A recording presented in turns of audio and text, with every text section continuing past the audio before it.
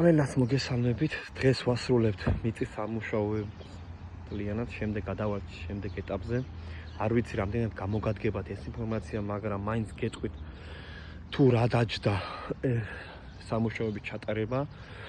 სხვადასხვა სირთულეები ქონდა აქ. პირველ ეტაპზე დავიწყეთ GCP 3CX-ით მუშაობას, იმიტომ რომ გარშემო კერძო სახლებია, მოსახლეობა არის და ვცდილობდით რომ ნაკლებად შეგვეწუხებინა თან ვიბრაციას სახლები არ დაეზიანებიათ, მაგრამ მივედით იმ ეტაპზე რომ შეგვხვდა ლურჯი კლდე, რომელიც არის ძლიერი ქანი. ამ შემთხვევაში ვეღარ შეძლო 3CX-მა ვერ დაამუშავა ეს კლდე, მოგვიწვია Caterpillar 318-ის ჩართვა საქმეში, უკვე მე-3 დღეა დღეს მუშაობს. დაახლოებით გატანილი გვაქვს 1200 კუბამდე ნაწილი აქ გვაქვს აყრი, რომელიც დაგვჭირდება მიწის უკან ყრაზე, ეს ზედაპირი მიწის, რაც კარგი ზედაპირი იყო, ის შევინახეთ, კლდოვანი მასა გაგვაქვს.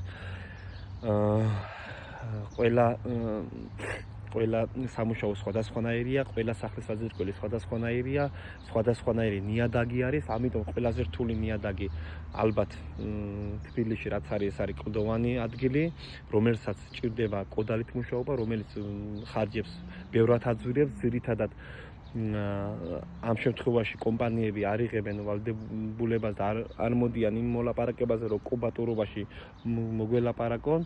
ტრაქტორი დაახლოებით კოდალით მუშაობა 1200 ლარი, ეს ამ შემთხვევაში 1200 ლარი ჯდება.